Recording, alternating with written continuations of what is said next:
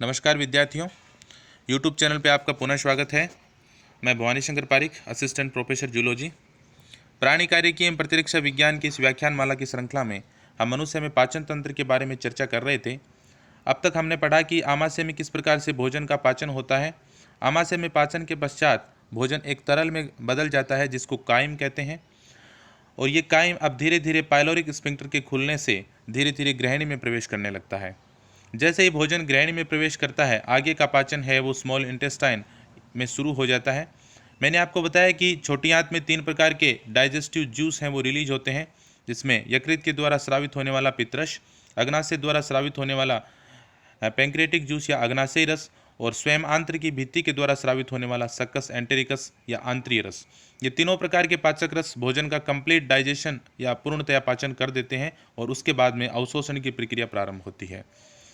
ग्रहणी में पाचन की प्रक्रिया के अंतर्गत हमने यकृत की संरचना और यकृत के द्वारा स्रावित होने वाले पित्तरस के संगठन के बारे में अध्ययन किया था।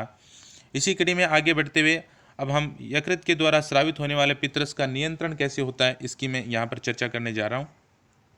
मैंने आपको बताया था कि यकृत एक महत्वपूर्ण कार्य करता है, अर्थात ये पित्तरस का निर्माण करता है और पित्तरस पित्ताशय में संग्रहित होता है, और जब भी आवश्यकता होती है यह पित्तरस पित्ताशय के द्वारा ग्रहणी में रिलीज किया जाता है। पित्तरस के श्रावण की प्रक्रिया का नियमन कैसे होता है, कब पित्तरस स्रावित होता है और कब उसका अश्रावित होना रुक जाता है, ये जो प्रोसेस है ये उसका रेगुलेशन कहलाती है। तो यहाँ पर पित्तरस के श्रावण का नियमन है वो 2 प्रकार से होता है। इसका एक तंत्रिकीय नियमन भी होता है, अर्थात तंत्रिकाओं के द्वारा भी इसका रेगुलेशन होता है। दूसरा एंडोक्राइन सिस्टम या अंतःस्रावी तंत्र द्वारा भी इसका नियमन होता है, जिसमें हार्मोन्स भूमिका निभाते हैं। तो इसका तंत्रिकीय नियमन और हार्मोनल नियमन दोनों प्रकार का नियमन होता है। ये कैसे होता है इसकी इस रेखाचित्र के द्वारा हम समझने का प्रयास करेंगे।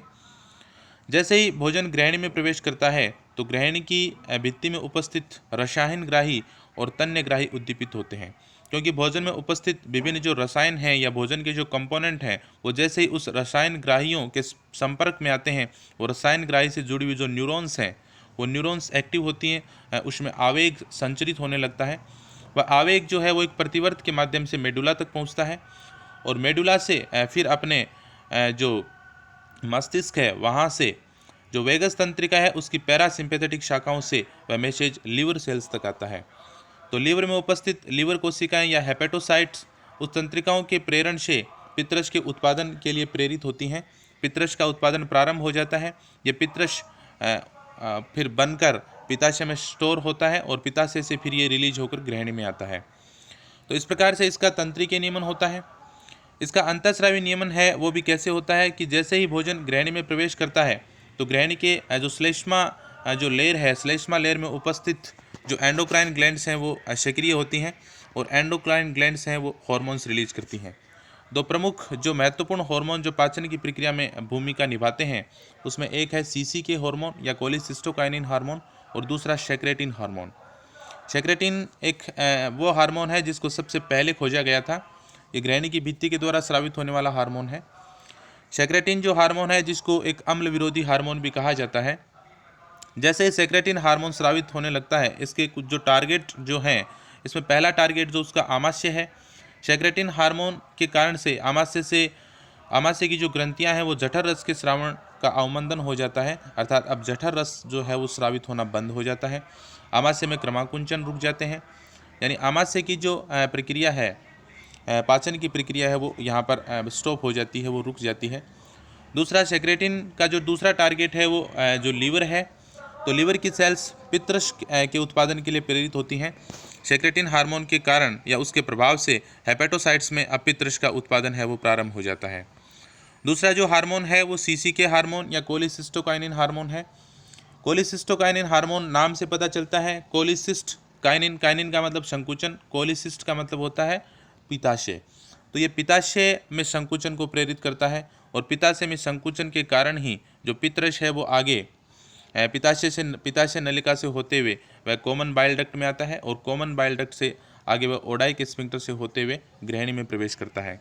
दूसरा ये कार्य जो सीसी के जो एक महत्वपूर्ण कार्य करता है, ये ओडाइक स्फिंक्टर को शिथिलित करता है। इस ओडाइक स्फिंक्टर मैंने आपको बताया था कि जहाँ हेपेटोपेंक्रेटिक एम्पुला होता है, अर्थात जहाँ से यकृत से आने वाली नलिका और अग्नाशय से आने वाली नलिका जहाँ खुलती है वहाँ पर एक एम्पुला बनता है, जिसको हेपेटोपैंक्रियाटिक एम्पुला कहते हैं, और वहाँ पर एक स्फिंक्टर या कपाट पाया जाता है जिसको ओडाई का स्फिंक्टर कहते हैं।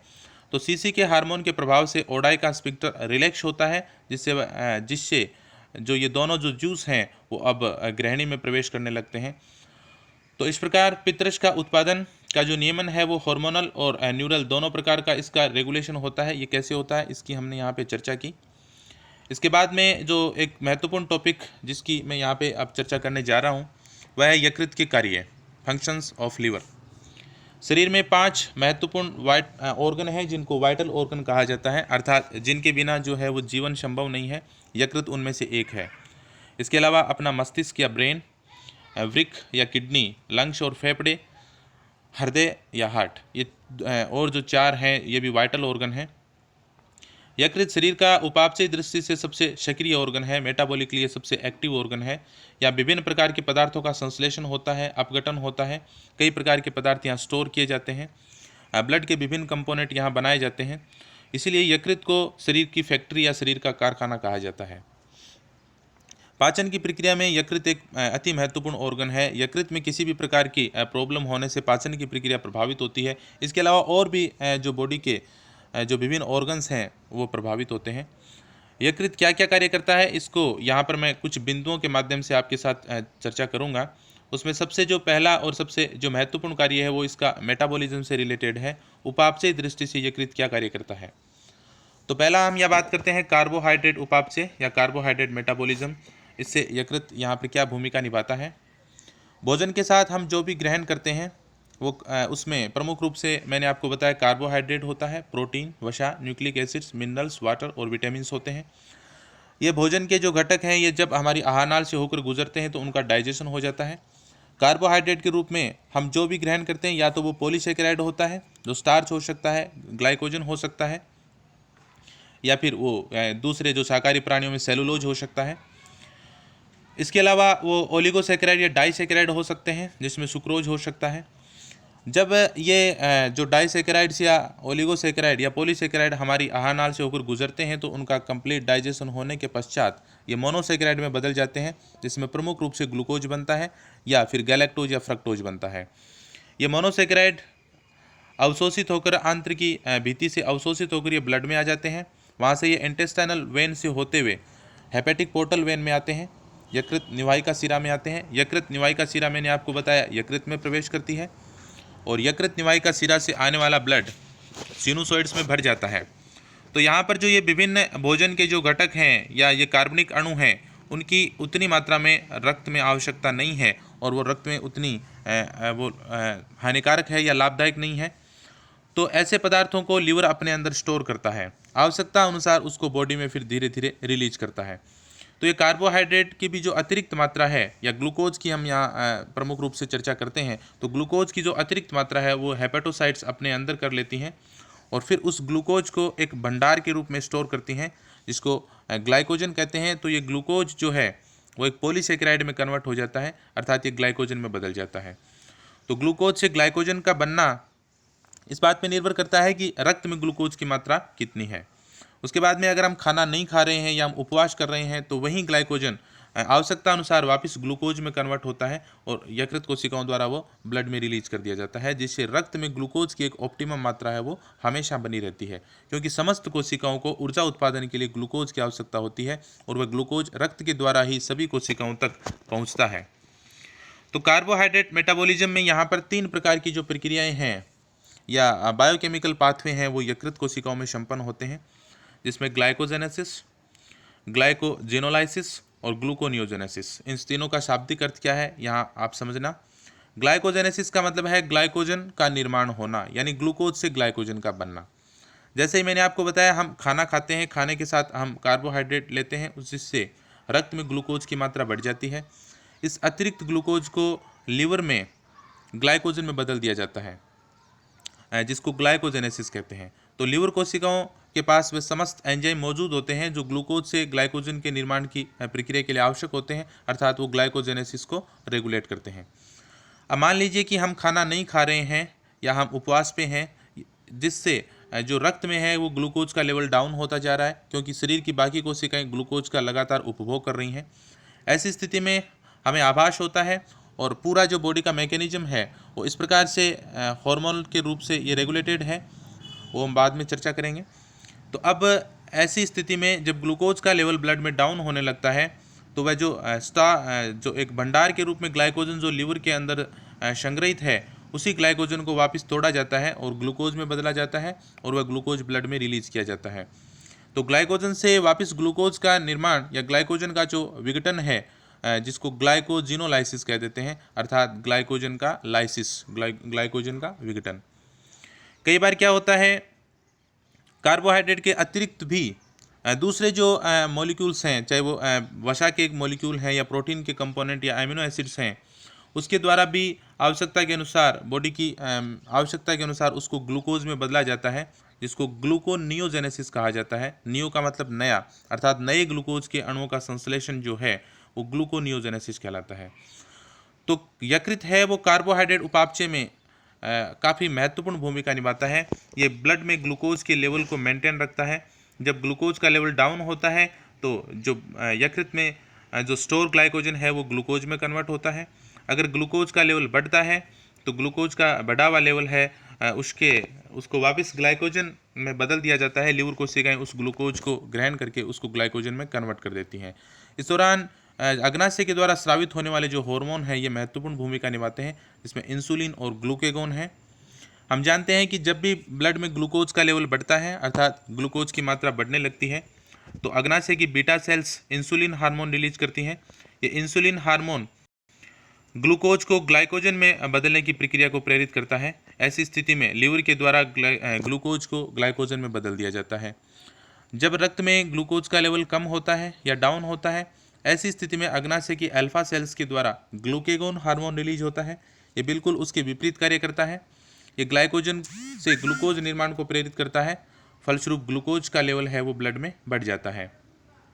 इस कार्बोहाइड्रेट मेटाबॉलिज्म को हम एक डायग्राम के द्वारा भी यहाँ पर मैं आपको समझाने का प्रयास करूँगा। आप देखना, यहाँ पर ये डायग्राम आप देख पा रहे हो। ये जो है ये लीवर है,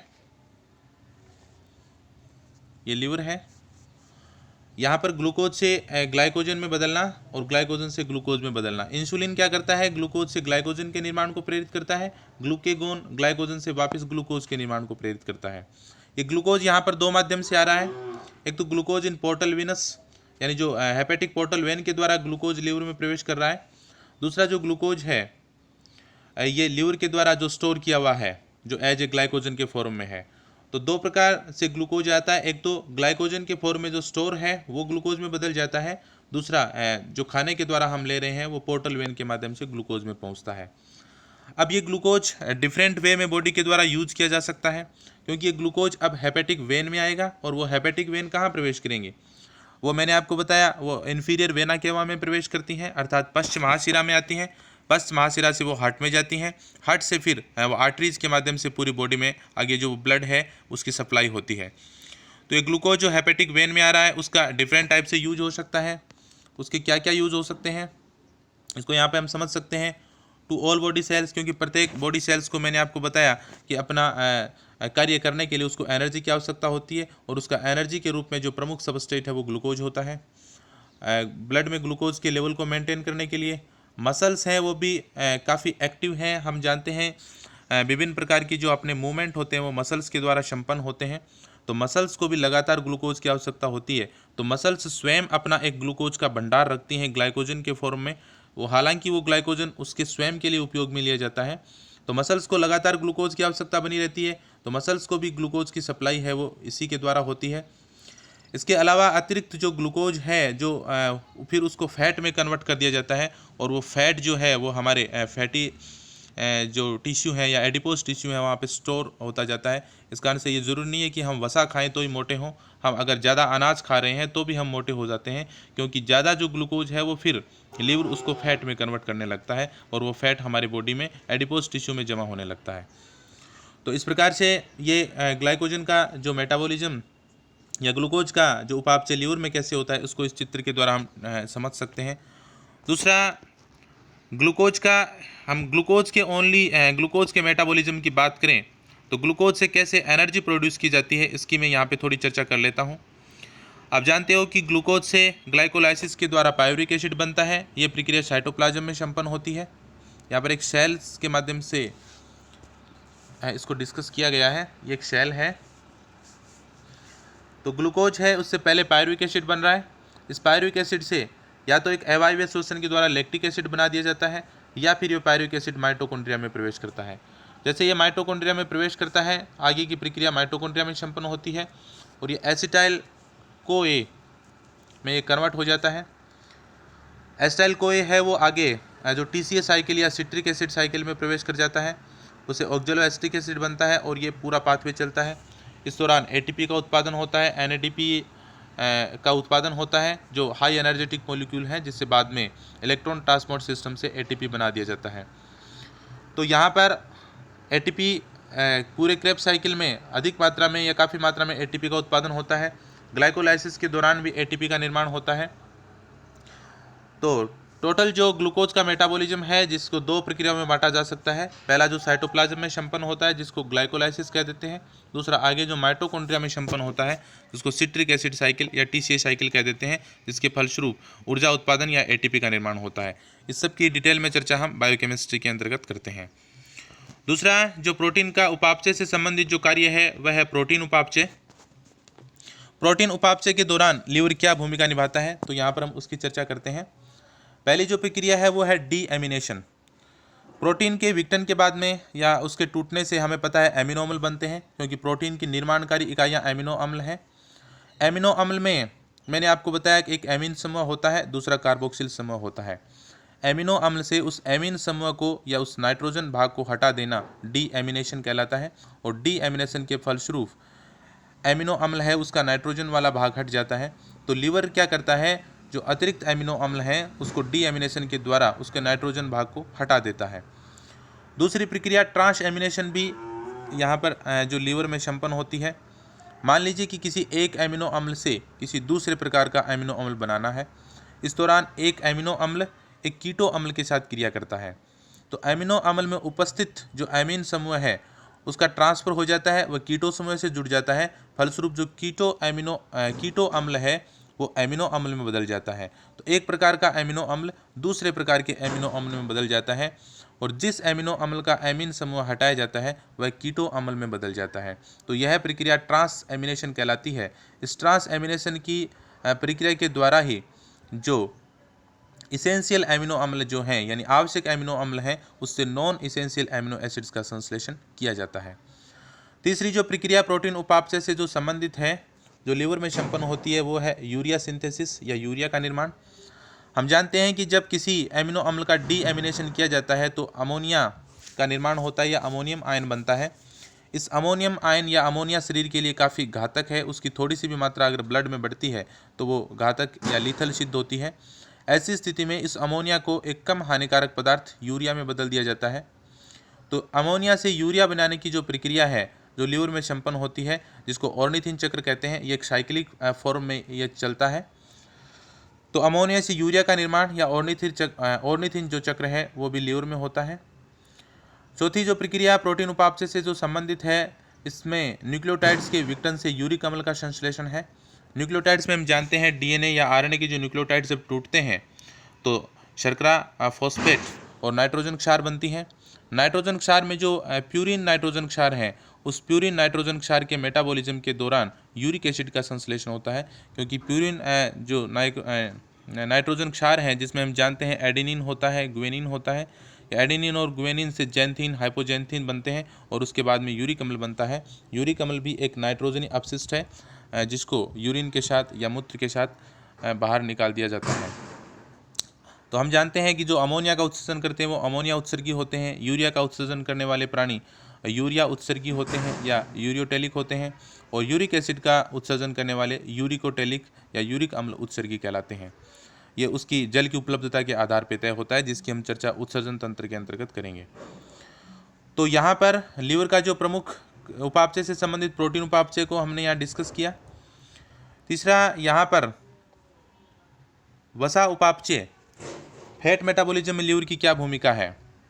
मैंने बताया कि फैट जो है, वसाएं जो हैं, वो वास्तव में क्या होती हैं, जो सामान्य जो वसाएं हैं या जो ट्राइग्लिसराइड हैं, उसमें एक वसीय अम्ल ग्लिसरॉल के साथ जुड़ा होता है। वसा का जो बीटा ऑक्सीकरण है वो लीवर में संपन्न होता है। बीटा ऑक्सीकरण का मतलब है कि यहाँ पर जो वसा है, उस वसा में जो वसीय अम्ल हैं, उन वसीय अम्ल के बीटा कार्बन का ऑक्सीकरण करके एसिटाइल को ए का निर्माण करना, उसका बीटा ऑक्सीडेशन कहलाता है। तो वसा का बीटा ऑक्सीडेशन जो है वो हेपेटोसाइट्स या लीवर कोशिकाएं करती हैं और इसके दौरान एसिटाइल को ए का निर्माण होता है। एसिटाइल को है, आगे उसका फैट क्या है, उसका भविष्य क्या है, तो वो अलग अलग परिस्थितियों पे डिपेंड करता है। अगर जो फैट मेटाबॉलिज्म ज़्यादा है, किसी कारण से हम खाना नहीं खा रहे हैं या लगातार हम उपवास कर रहे हैं, ऐसी स्थिति में हमारा जो लीवर है वो फैट से फिर एनर्जी प्राप्त करने का प्रयास करने लगता है। तो ऐसी स्थिति में फैट मेटाबॉलिज्म या वसा उपापचय की दर बढ़ जाती है, फलस्वरूप एसिटाइल को ए का उत्पादन बढ़ जाता है। ये एसिटाइल को ए बाद में कुछ कीटोन का निर्माण करना प्रारंभ कर देता है, यानी इसमें एसीटोन बनने लग जाते हैं, जिसको कीटोन बॉडी कहते हैं। ये कीटोन बॉडी हमारे बॉडी से यूरिन के द्वारा रिलीज होने लगते हैं। तो जो लगातार अनशन पे बैठते हैं या उपवास करते हैं, उनके यूरिन में कीटोन बॉडी हैं वो ज़्यादा बनती हैं, क्योंकि उस दौरान उनका जो स्टोर फैट है, क्योंकि कार्बोहाइड्रेट तो ख़त्म होने लगता है। कार्बोहाइड्रेट हम लगातार डाइट से लेते हैं तभी उसकी आपूर्ति बनी रहती है। हम खाना नहीं खा रहे तो कार्बोहाइड्रेट कम हो रहा है, ग्लूकोज कम हो रहा है। ऐसी स्थिति में लीवर फिर फैट से ग्लूकोज बनाने लगता है, तो एसिटाइल कोए का उत्पादन बढ़ जाता है और वो कुछ एसिटाइल कोए है वो कीटोन बॉडी बनाने लग जाता है, यानी कीटोन बॉडी का निर्माण प्रारंभ हो जाता है। दूसरा जो एसिटाइल कोए हैं उससे कार्बोहाइड्रेट का संश्लेषण होता है, यानी ये रिवर्स ये ग्लूकोनियोजेनेसिस की प्रक्रिया है, अर्थात एसिटाइल कोए से वापस कार्बोहाइड्रेट या ग्लूकोज का निर्माण प्रारंभ हो जाता है। दूसरा, एसिटाइल कोए से एमिनो एसिड का संश्लेषण भी हो सकता है, यानी एसिटाइल कोए है वो पायरुविक एसिड बनाता है और पायरुविक एसिड से फिर दूसरे एमिनो एसिड्स हैं वो बनने लगते हैं। तो ये फैट मेटाबॉलिज्म से रिलेटेड जितनी भी प्रक्रियाएं हैं, यानी एसिटाइल कोए का निर्माण, एसिटाइल कोए से प्रोटीन या कार्बोहाइड्रेट अणुओं का निर्माण या फिर कीटोन बॉडी का निर्माण, ये लीवर में संपन्न होती हैं। तो ये तीनों प्रकार के जो महत्वपूर्ण भोजन के कंपोनेंट हैं, कार्बोहाइड्रेट, वसा या प्रोटीन, इनके उपापचय से संबंधित विभिन्न प्रकार की जैव रासायनिक अभिक्रियाएं लीवर कोशिकाओं में संपन्न होती हैं और यहाँ पर ये सभी प्रकार के एंजाइम्स हैं वो मौजूद होते हैं। फैट और प्रोटीन के मेटाबॉलिज्म से संबंधित जो डायग्राम है वो भी मैं यहाँ पे आपके साथ चर्चा कर रहा हूँ। ये डायग्राम आप देख पा रहे हैं, यहाँ पर दो प्रकार के एमिनो एसिड की चर्चा की है।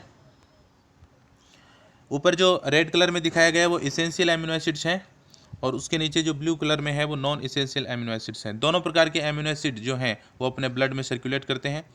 मैंने आपको बताया था कि इसेंशियल एमिनो एसिड वो एमिनो एसिड होते हैं जिनका हमारी बॉडी में जिनका निर्माण नहीं होता है, जिनको हमें डाइट के साथ लेना आवश्यक होता है। ये दोनों प्रकार के एमिनो एसिड ब्लड में सर्कुलेट करते हैं। आवश्यकता अनुसार जो बॉडी की जो सेल्स हैं या टिश्यूज हैं वहाँ उनको रिलीज़ कर दिया जाता है, वो उसको ग्रहण करती रहती हैं, या जो अतिरिक्त है उसको वापस है वो ब्लड में आ जाते हैं।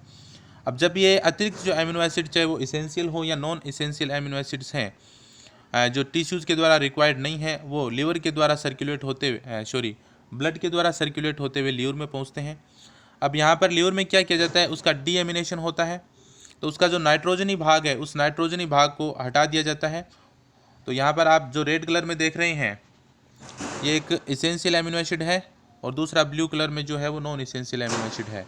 तो इसकी जो आउटर कवरिंग जो है वो एक शो करता है, ये नाइट्रोजन पार्ट, जो नॉन नाइट्रोजन पार्ट है उसको शो कर रहा है और अंदर वाला जो भाग है वो नाइट्रोजन पार्ट है। इसी प्रकार से ये ब्लू कलर में भी है। तो इसके जो दोनों भाग अलग हो जाते हैं, यानी अंदर वाला पोर्शन अलग हो गया और बाहर वाला अलग हो गया, यानी जो नाइट्रोजन जो पार्ट है ये सेपरेट हो गया, ये नाइट्रोजन पार्ट है अंदर वाला। इसी प्रकार से ये इसका भी रेड कलर वाले का ये नाइट्रोजन पार्ट है और जो नॉन नाइट्रोजन पार्ट है ये है। अब जो नाइट्रोजन पार्ट है या जो अमोनियम आयन है, ये जो एमीन समूह बाद में जो अमोनियम आयन बनाता है, इसको किडनी के द्वारा या तो अमोनिया के रूप में या फिर उसको यूरिया में बदलकर या फिर उसको किसी दूसरे प्रकार के नाइट्रोजन अपशिष्ट के रूप में उसको रिलीज़ कर दिया जाता है। तो ये किडनी के द्वारा ये एक्सक्रीटरी मटेरियल के रूप में रिलीज हो जाता है। जो नॉन नाइट्रोजन भाग है जो एक कीटो एसिड बन जाता है, उस कीटो एसिड्स का या तो फिर उससे पायरुविक एसिड बना के या फिर एसिटाइल कोए बना के माइटोकॉन्ड्रिया के सिट्रिक एसिड साइकिल के द्वारा उसका एनर्जी उत्पादन में इसका उपयोग कर लिया जाता है, या फिर उसको ट्रांसएमिनेशन के द्वारा किसी दूसरे एमिनो एसिड का उससे निर्माण कर लिया जाता है। तो इस प्रकार से प्रोटीन मेटाबॉलिज्म के दौरान नाइट्रोजन जो पार्ट है वो एक्सक्रीट हो जाता है, उत्सर्जित हो जाता है, और जो नॉन नाइट्रोजन पार्ट है वो या तो एक एनर्जी प्रोवाइडिंग एनर्जी सोर्स के रूप में यूज होता है, या फिर उससे दूसरे प्रकार का एमिनो एसिड है उसका संश्लेषण हो जाता है। तो ये एक प्रोटीन मेटाबॉलिज्म जो ल्यूर में संपन्न होता है। उसी प्रकार से फैट का मेटाबॉलिज्म भी हम देख सकते हैं। एक कंप्लीट डायग्राम आप देखना। यहाँ पर जो फैट है, फैट का जैसे ही अपघटन होता है, मैंने आपको बताया जो सामान्य वसाएं हैं वो ग्लिसरॉल और फैटी एसिड में टूट जाते हैं। ग्लिसरॉल से वापस फैट्स बन सकता है। ग्लिसरॉल जो है ये ग्लाइकोलाइसिस में प्रवेश कर सकता है। ग्लाइकोलाइसिस के दौरान हम जानते हैं ग्लिसरॉल 3 फॉस्फेट बनता है। तो ग्लिसरॉल 3 फॉस्फेट का जो स्टेप है वहाँ पर ये प्रवेश कर सकता है। तो यहाँ पर आगे ग्लाइकोलाइसिस से फिर पायरुविक एसिड के निर्माण में, एसिटाइल कोई के निर्माण में इसका उपयोग हो सकता है, या फिर ग्लाइकोलाइसिस के द्वारा जो बनने वाला ग्लिसरॉल है या ग्लिसरॉल जो 3 फॉस्फेट है इससे फैट का निर्माण भी हो सकता है। यानी ये पाथवे दोनों प्रकार से चल सकता है। तो ग्लिसरॉल से ग्लाइकोलाइसिस के द्वारा ग्लिसरॉल 3 फॉस्फेट का आगे यूज हो जाए, या फिर ग्लाइकोलाइसिस के द्वारा बनने वाला जो ग्लिसरॉल है उससे फैट के निर्माण हो जाए। तो दोनों प्रकार का पाथवे चल सकता है। वैसे जो फैटी एसिड्स हैं, फैटी एसिड्स को मैंने आपको बताया उसका बीटा ऑक्सीडेशन होता है, और बीटा ऑक्सीडेशन के बाद प्रत्येक फैटी एसिड से एसिटाइल कोए बनता है। ये एसिटाइल कोए है वो आगे सिट्रिक एसिड साइकिल में प्रवेश कर सकता है, जिससे एनर्जी का उत्पादन या एटीपी का निर्माण हो सकता है। या फिर जो फैटी एसिड्स जो हैं उससे बनने वाला जो एसिटाइल कोए है अगर वो अधिक मात्रा में है तो फिर उससे कीटोन बॉडी बन सकती हैं। कीटोन बॉडी टूटकर वापस एसिटाइल कोए बना सकती हैं। उसी प्रकार से अगर फैट की निर्माण की आवश्यकता है तो लीवर क्या करता है, जो एसिटाइल कोए जो बन रहा है चाहे वो प्रोटीन से बन रहा हो चाहे वो कार्बोहाइड्रेट के उपरांत बन रहा हो, उस एसिटाइल कोए से फैटी एसिड का निर्माण होता है, और फैटी एसिड और ग्लिसरॉल जुड़कर फैट का निर्माण कर सकते हैं।